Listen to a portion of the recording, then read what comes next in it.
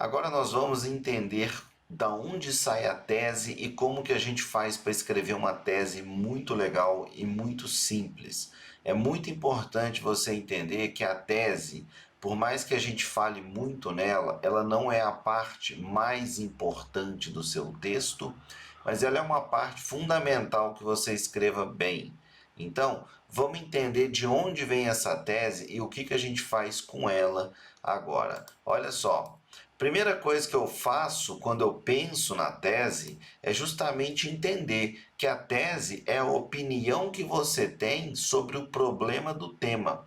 O que isso quer dizer? Quer dizer que você vai ter um tema para escrever redação e dentro desse tema você vai discutir dois problemas. E dentro desses dois problemas, a tese é aquilo que vai puxar os problemas para a tua introdução, para você escrever sobre eles. Então, a tese é o ponto de partida que você vai fazer a tua redação, tá bom? Então, vamos analisar uma coisa. Olha só, a tese, você pensa nela antes de você começar a escrever redação, tá? Eu falei isso na aula de problematização e eu vou te explicar aqui de novo, que a primeira coisa que você faz quando você chega num tema de redação é pensar no tema, ler aquela frase temática, entender o que ela quer dizer, qual o problema que ela está puxando. A partir daí, você começa a selecionar problema e chega na frase que é a sua tese. Então, primeira coisa, você vai ver que a tese é aquela opinião que você tem sobre um problema que vai ser discutido. A segunda coisa é que você pensa na tese antes de escrever. Quando eu digo antes de escrever, é antes de sentar e começar a escrever na prática mesmo. Você vai desenvolver isso antes. E a terceira ideia que eu quero te falar é que você vai retirar o problema do tema. Você vai ver a frase temática e vai falar assim: opa, daqui eu consigo tirar o problema para desenvolver a minha redação. Lembra daquela aula sobre as frases temáticas? É justamente aqui que a gente vai fazer, tá? Então, vamos entender uma coisa. A tese, ela é a opinião do problema, você pensa nela antes de escrever a redação e você vai retirar essa tese daquelas frases temáticas que a gente analisa toda a aula que a gente fala de tese, de problematização, de introdução e de temas no geral. Beleza? E só para você não ter dúvida, a sua tese fica na introdução. Geralmente é a última frase. Pode não ser a última frase da introdução, mas ela precisa aparecer na sua introdução. Por que ela precisa aparecer na sua introdução? Para você ter espaço para argumentar ela durante o seu texto. E também porque o texto é dissertativo ou argumentativo. A tese, ela entra na parte do dissertativo.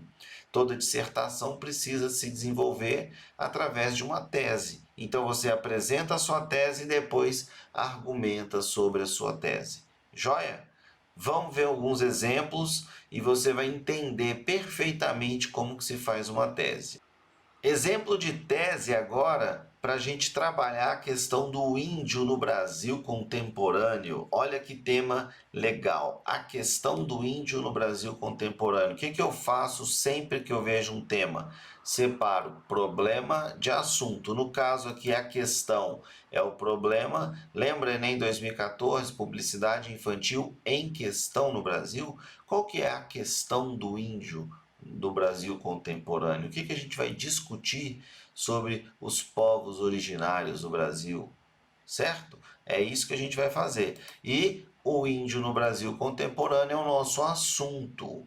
Então, você pode discutir dentro das questões indígenas o que estiver mais ao seu alcance. Vamos ver o que essa aluna falou sobre a questão do índio e aí a gente discute o texto dela. Olha só.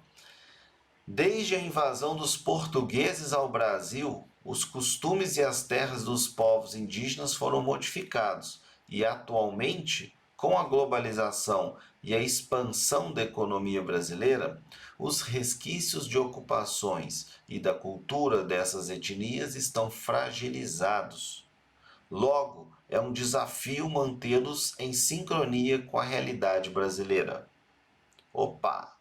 Ela já começou o texto dela mandando o assunto, né? Sem papas na língua. Desde a invasão dos portugueses ao Brasil, os costumes e as terras dos povos indígenas foram modificados. Aqui a gente já tem uma brecha do que ela vai falar, dos costumes e das terras, beleza? Continuando, olha lá, atualmente com a globalização e com a expansão da economia brasileira, os resquícios de ocupações e da cultura dessas etnias estão fragilizados. Opa! Ela falou duas vezes, né? De costumes e terras e os resquícios de ocupações e da cultura. Ou seja, ela vai discutir justamente isso.